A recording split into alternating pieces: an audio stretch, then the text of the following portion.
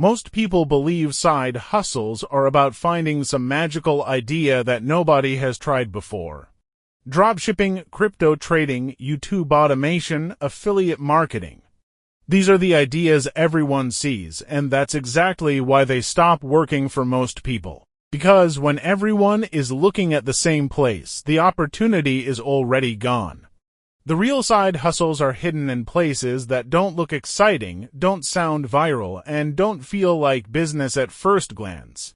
And if I'm being honest with you, this is where real money is made. Not by chasing trends, but by standing next to problems that already exist and quietly solving them. Here is something nobody likes to admit. The internet is full of fake opportunities because real opportunities don't need attention. They don't need motivation. They don't need gurus.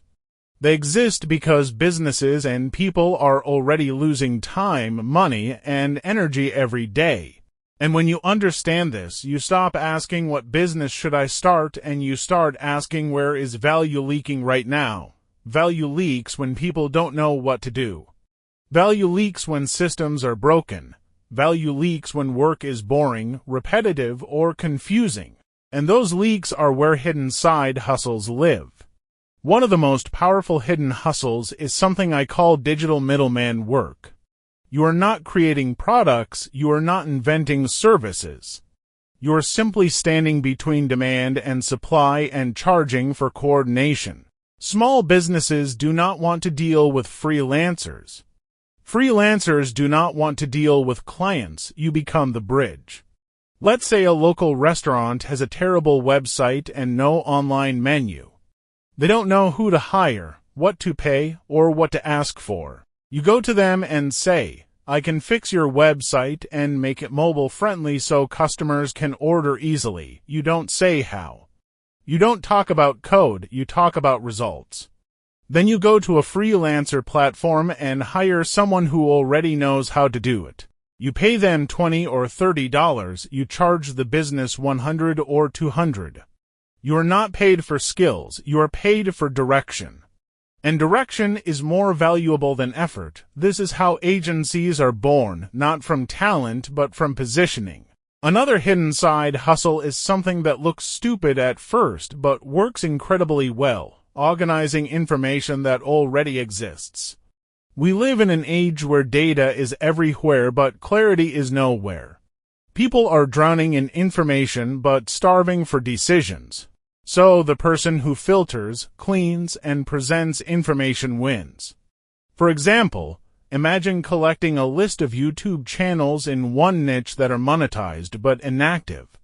Or collecting a list of Shopify stores that recently launched. Or collecting job postings that allow remote work but don't advertise it. None of this data is secret, but it is painful to gather. It takes time, it takes attention, and most people won't do it. So when you do it and package it, you are selling relief. You are not selling data. You are selling time, and time is one of the most expensive currencies in the world. Then there is the side hustle of controlling forgotten assets. This is where micro-licensing comes in.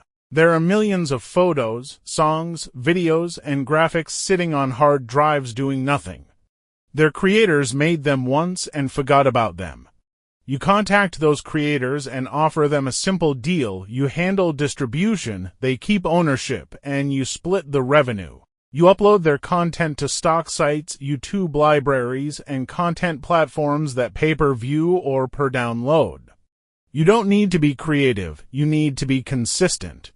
You become the person who turns debt content into living income. This is not passive income at first. It is digital real estate management, and once the system is built, it becomes one of the closest things to real passive income on the internet. Another hidden side hustle is what I call problem extraction. Most people try to invent solutions before they understand pain. That's backwards. The real strategy is to look for complaints. Go to forums, go to app reviews, go to comment sections.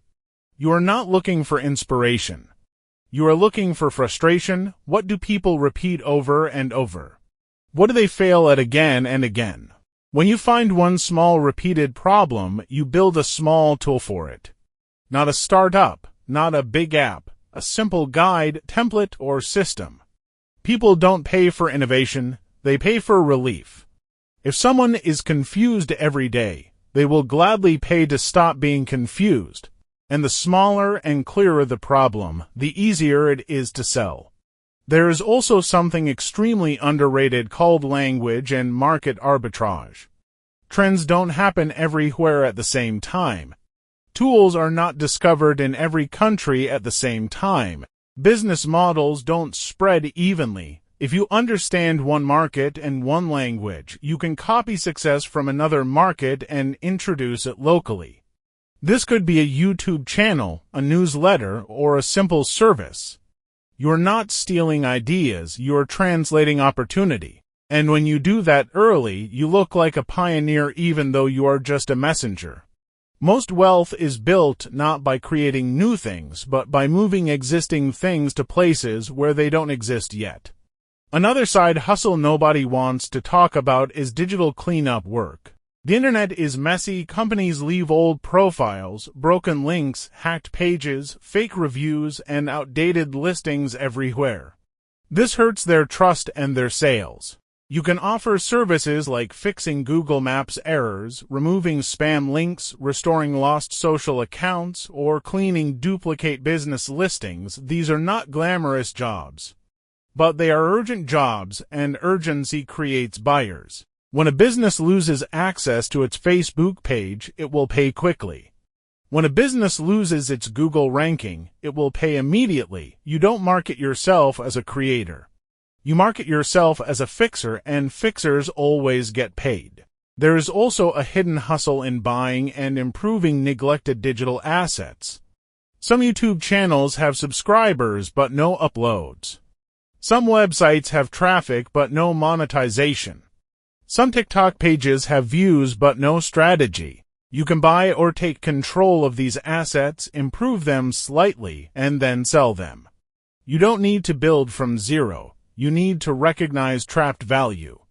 Just like investors renovate old buildings, you renovate digital properties. Better titles, better thumbnails, better structure. Then you sell the improved version to someone who doesn't want to wait for growth. What connects all of these hidden hustles is one simple idea. They don't create value from imagination, they unlock value from neglect. Businesses neglect marketing, creators neglect monetization. Platforms neglect abandoned accounts. People neglect organization, and you step into that gap. Now here is the part that matters most, how you actually start. Not with a big plan, not with a course, with observation. You choose one area, small businesses, content creators, job seekers, or freelancers. Then you spend days just watching. What do they complain about? What do they struggle with? What do they avoid? You don't need genius, you need attention. Then you pick one small problem and create one small offer, not 10 services, one clear promise. I help restaurants get more Google reviews. I help YouTubers turn old videos into shorts. I help freelancers build client lists. You don't sell complexity, you sell certainty. Most people fail because they want passive income before active income. But passive income is just frozen active income. First, you learn to solve one problem manually. Then you automate it. First, you make $1 from one person. Then you multiply it. Hidden side hustles work because they don't look like business at first. They look like boring tasks, but boring tasks that you control become powerful systems. If you want a side hustle nobody talks about, stop looking for ideas and start looking for wasted time, wasted effort. Wasted content, wasted attention. Money is just trapped value waiting to be released. And the people who get rich are not smarter. They are just better at noticing where value is stuck. The internet does not reward the loudest person. It rewards the most useful person, and usefulness is usually hidden inside the things people don't want to do. That is why these side hustles work. Because they are not exciting. They are necessary. And necessity always beats hype.